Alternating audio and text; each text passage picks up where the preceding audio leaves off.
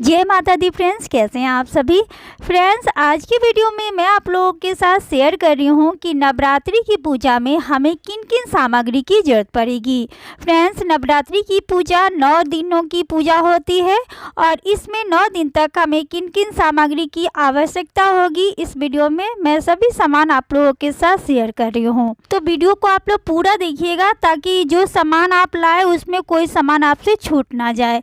तो सबसे पहले तो देखिए, हमें पूजा के लिए एक चौकी चाहिए। अगर आपके घर में कोई पाटा हो या कोई छोटा सा लकड़ी का टेबल हो, आप उस पर भी माता रानी का आसन लगा सकते हैं। इसके बाद देखिए, हमें एक माता रानी की आसन के लिए लाल रंग का एक वस्त्र चाहिए। उसके बाद आप माता रानी की एक फ़ोटो ले लें। अगर आपके घर में पहले से ही माता रानी की फ़ोटो है तो फ़ोटो लेने की कोई ज़रूरत नहीं है, आप पुरानी फ़ोटो से भी पूजा कर सकते हैं। उसके बाद आप माता रानी के लिए एक चुनर ले लें। देखिए, जो भी सामग्री मैं आपको दिखा रही हूँ वो सारी सामग्री आपको पूजा के दुकान पर मिल जाएंगे। आप लिस्ट बनाकर और पूजा की दुकान पे ले जाएंगे तो सभी सामान आपको मिल जाएंगे। उसके बाद अगर आप माता रानी की मूर्ति की पूजा करना चाहते हैं तो आप मूर्ति की भी पूजा कर सकते हैं। इसके साथ ही गणेश जी की भी पूजा होती है, तो आप चाहें तो गणेश जी की मूर्ति ले सकते हैं। घर में अगर है आपके पास तो फिर आप ना लें। अगर आप मूर्ति नहीं लेना चाहते हैं तो आप गणेश जी के जगह एक सुपारी रखकर भी गणेश जी की स्थापना आप कर सकते हैं। साथ में आप दुर्गा माता के लिए एक माला ले लें। अब यहाँ अगर आप मूर्ति की पूजा करना चाहते हैं तो ये देखिए, ये माता रानी की इस तरह के लहंगा मिल जाते हैं पूजा के दुकान पे। तो अगर मूर्ति की आप पूजा करते हैं तो फिर आप माता रानी के लिए वस्त्र जरूर से ले लें। साथ में ही नवरात्रि की पूजा में ज्वारे भी बोए जाते हैं, तो ज्वारे बोने के लिए आप इस तरह का एक मिट्टी का पात्र ले लें। ज्वारे बोने के लिए आपको मिट्टी की भी आवश्यकता होगी, तो आप मिट्टी ले लें। मिट्टी जो है वो आप अपने घर के गमले से ले सकते हैं या कहीं धार्मिक स्थल से भी आप ले सकते हैं। उसके साथ आप एक ज्वारे का पैकेट ले लें। नवरात्रि की पूजा में कलश की स्थापना की जाती है, तो देखिए, अगर आपके घर में ही पीतल की अगर कलश हो या आपके पास तांबे की कलश हो तो आप ये भी ले सकते हैं, या आप चाहें तो आप मिट्टी की भी कलश ले सकते हैं। कलश में देखिए, एक सुपारी डाली जाती है, गांठ हल्दी की डाली जाती है, फूल, दूब, 1 रुपये का सिक्का। तो ये सारी सामग्री आप तैयार कर ले। देखिए, सारी सामग्री जो है ना, आप पहले से अगर तैयार कर लेंगे तो पूजा करने में बहुत ही आपको आसानी रहेगी।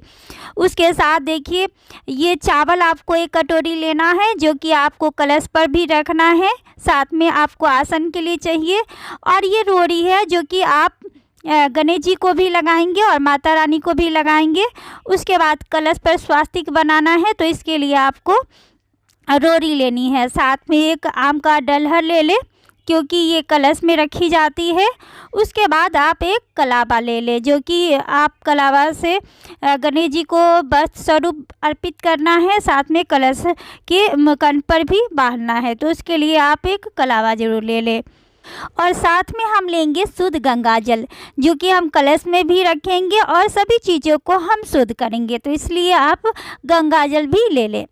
उसके साथ हमें चाहिए एक नारियल।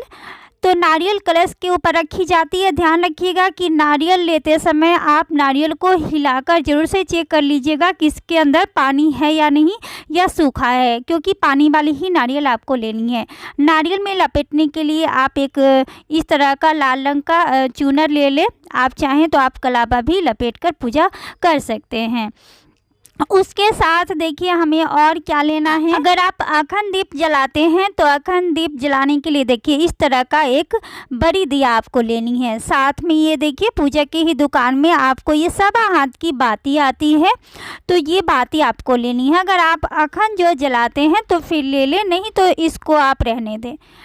अब देखिए, नवरात्रि की पूजा में घी के दिए जलाए जाते हैं या तेल के दिए जलाए जाते हैं। तो आप जितना सामर्थ्य हो, जैसे सामर्थ्य हो, घी के दिया जलाना चाहते हैं तो आप घी ले लें। लेकिन एक चीज़ का आप ध्यान रखिएगा कि जो प्रथम दिन अगर हम घी के दिए जलाते हैं तो हमें घी के ही दिए 9 दिन तक जलाने होते हैं, और हम तेल के दिए जलाते हैं तो तेल के ही 9 दिन तक जलाने होते हैं। साथ में एक और दिया हम लेंगे जो कि हम 9 दिन तक इसे जलाएंगे। तो देखिए इस तरह का आप एक और दीप ले लें, साथ में आप इस तरह का बत्ती भी ले लें ताकि 9 दिन तक आप जो है वो दीपक जला सकें। उसके साथ ही हम लेंगे एक जनेऊ, जो कि हम प्रथम दिन गणेश जी को पहनाएंगे। फ्रेंड्स, सारी सामग्री आप ध्यान से देख लें, क्योंकि मैं सारी सामग्री बेसिक ही सामान बता रही हूँ जो कि आपको पूजा में चाहिए ही होती है। और साथ में ही हम ले लेंगे रोड़ी और चंदन, जो कि गणेश जी को लगाएंगे, पूजा में हमें ये जरूरत पड़ेगी। उसके साथ आप धूप ले ले। धूप आप 9 दिन तक के लिए इकट्ठा भी ले सकते हैं या आप बाद में भी और ले सकते हैं। उसके साथ देखिए हमें एक इत्र लेनी है, जो कि माता रानी को हमें लगानी होती है।